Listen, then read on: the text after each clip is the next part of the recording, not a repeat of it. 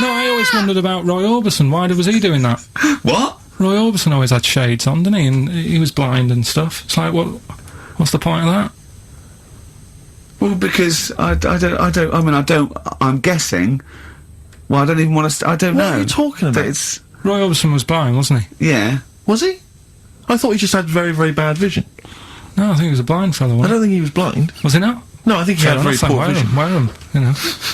I don't know what this conversation is anymore. No, well, once again, we've introduced Carl into the equation and he's just gone off on a completely bizarre tangent. When he went, oh, I'm going to pick up my prescription lenses, and we had to wait.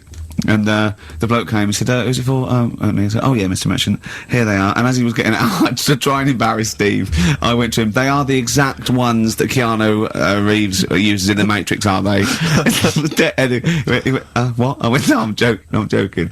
But, yeah. I'll tell you what frustrates me. Can I just say, as a glasses wearer, and this is just a note to everyone out there who isn't a glasses wearer, when people ask constantly to try on your glasses, can I try on your glasses? And they try them on, and they always say the same thing, oh, I can't see a thing! What were you expecting? X-ray vision?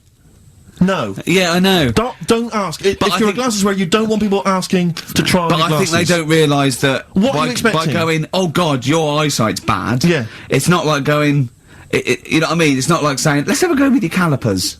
Well, right, and popping them on and going, God, bloody hell, you can't walk very well. But it's a form of disability, isn't it? Well, yeah, but it's one that doesn't impair that much. It's an inconvenience that you maybe have to put glasses on all the time. Did I mention the mosh pit thing?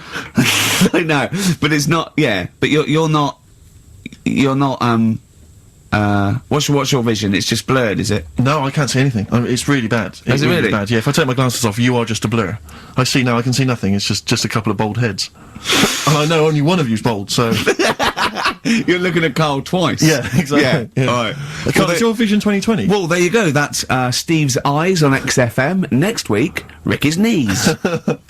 Bit of vinyl? Yeah, now listen, I want to mention this. This is from this new Morrissey compilation. It's a new series. I'm assuming a number of different rock stars are going to do it. It's called Under the Influence, and various rock stars get to choose, obviously, songs which they grew up listening to and that have influenced them.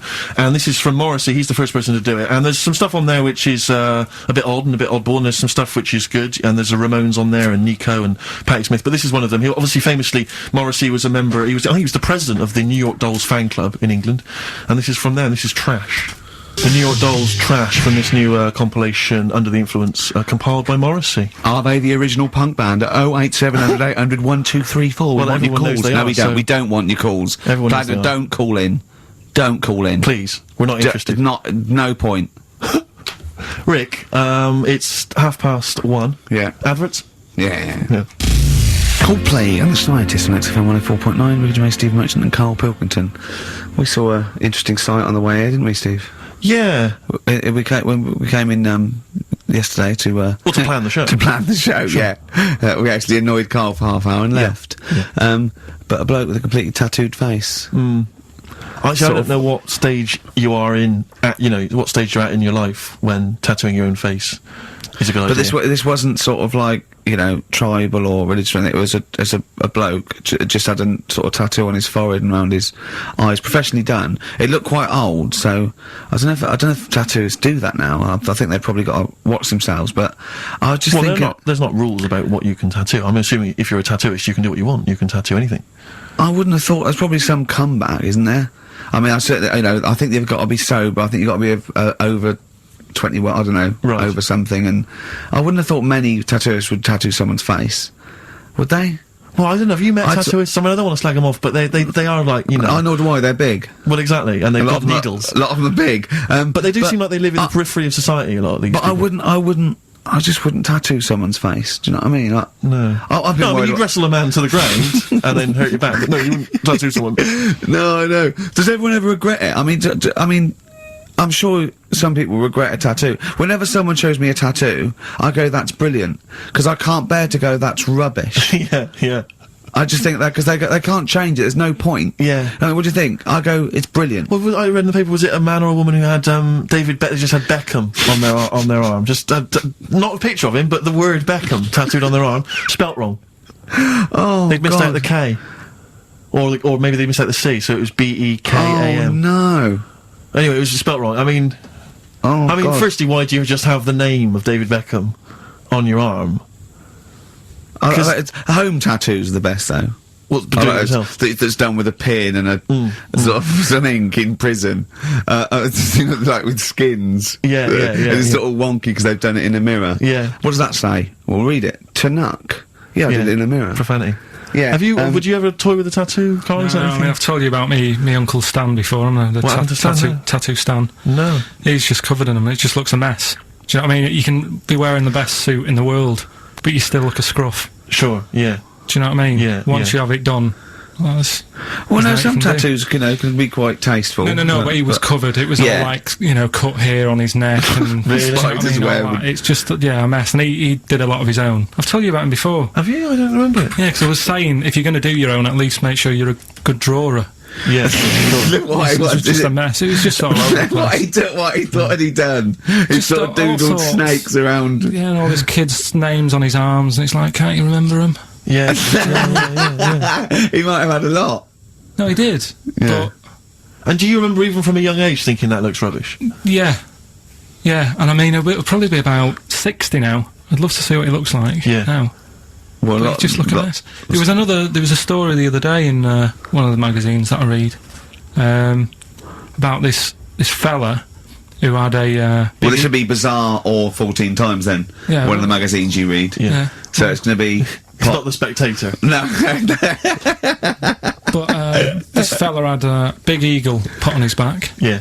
with a snake sort of covering it, and Such rubbish, isn't it? This kind of symbols of sort of Lord of the dynamism and Rings. life. Yeah, I know, yeah. A snake and an eagle. Yeah, a large-breasted vampire woman riding a dragon. Yeah. Yeah, that's always a good one. but this fella had that, and he had it in his will that when he dies, he wanted his son to have the skin taken off Oh God. and put in like a little frame. Oh God. That's horrific. What's that? That's my dad's back. Yeah. Oh, are you sure? God. No, because I read it and kind of started having sort of memories of Auntie Nora again, Yeah. because she used to always like. Now, Auntie Nora is the woman Who farted for 5 minutes. She had wind for 5 minutes. Sure. Yeah. But she also, she used to say, "Oh, Carl, rub me back." Right. And with her being quite old, it was all sort of mouldy and warty. It was mouldy. No, Mouldy. sort of mouldy. Mouldy. Right. And what did you do? I didn't like it. I hated it, in It fact. was like reading a braille book. Yeah. It was like putting your hand in a load of Cocoa Pops. Oh dear. All really big brown things. And I just thought framing hers would be sort of 3D-ish. Right. Yeah. What's that? A chunk of the moon? No. Yeah.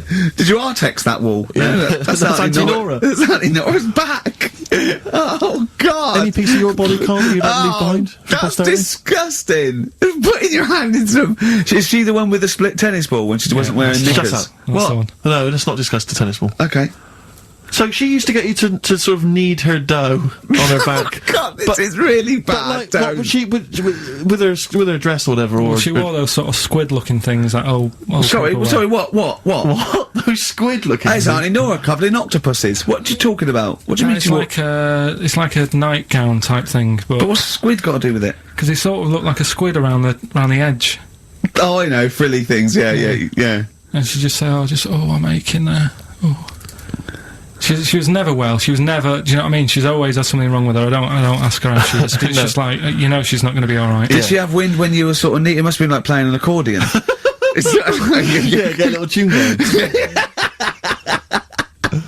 Oh, who's your auntie with the tattoos? That's Hazel. Oh, right, yeah. Let's leave that. Why? Oh, let's Why? not talk about Well, it. leave it. What have I come across there? What's up wrong with that? Auntie Hazel? What's up with Auntie Hazel? There's nothing wrong with her. It's just What? just a lesbian, which is nothing wrong with that. Well, no, but you've made it sound like there is now by not wanting to say it. My But auntie's a I know lesbian. what you're saying, though. I know what you're getting at. Just because I call her Uncle Hazel. Play a record. He's from Manchester. Please forgive him. Lizzie, don't believe a word. XFM 104.9. I'm Ricky Gervais with me, Steve Merchant and Karl Pilkington. email here from Chris. He said he met a girl in Australia whose boyfriend tattooed her arm with the word psycho, except the spelling was wrong, and she ended up scarred for life with the word physco. Physco. Physco. I mean, a word of warning, if you're going out today to get a tattoo, they're tattooists. Yeah. English is probably not their speciality. So be careful. Write it down for them You first. are walking on thin ice. I've seen some of these boys. They're big. Sure. They're big. No, and if they're willing to stick lumps of metal through their faces, True. what are they going to do to you? Well, yeah, indeed. So, Yeah. Steve, sorry to all The tattooers. piercing, you see, I have a weird problem with the piercing as well. Because, I mean, the earrings, that makes sense. I had earrings ages ago, but... Did you? Yeah. Oh, But yeah, you're a when man who when I was about notoriously 18. hates pain, and he's scared of It hurt. everything. It hurt. I was about 18 and I took 2 in 1 and they did it right and he just went and I went alright, I went yeah. I just went, oh god. Did you have them in both earrings? It's just, it was like a staple gun. I just went, yeah, and it really hurt. I thought, well, I'm not doing that again. It hurts too much, and it just throbbed. Were you still living with your parents at the time? No. I mean, what do No, I'd moved- people... no, your kind of oiky Reading family, what would they have made of? Oh, well, they know these? I had them afterwards, yeah. And But did they take the mick? Oh, God, of course they did, yeah. Yeah. Rick, you ain't going to eat like that. Oh, you'll get followed. Oh, look at you. Look at that. Yeah. That's disgusting. And when I was new romantic, my mum said, bloody hell, I thought I only had one girl. Which is the earring? Because isn't it like one ear is for gay people and one is for straight people? Is that just a myth? Or I don't know. It might was be something yeah. to do with which Well, ear you had it in. Yeah, there probably was sort of like signs for that. Yeah, it's like when you're growing up, I had loads like right, a white polo neck, right, and a ring on your little finger. That means you're gay. Yeah. Yeah, like you can see him coming. You just consulting your little chart. Exactly. Hang on a minute. Hold on. One polo neck. Yeah, yeah. Those are the earrings in the left ear. Hang on. I don't know where I am. Because wasn't there that thing that the famous cover of Born Bruce to Run? Springsteen. Yeah. Well, you didn't know the handkerchief. Yeah, It was sort of handkerchief in the right hand pocket. dominant.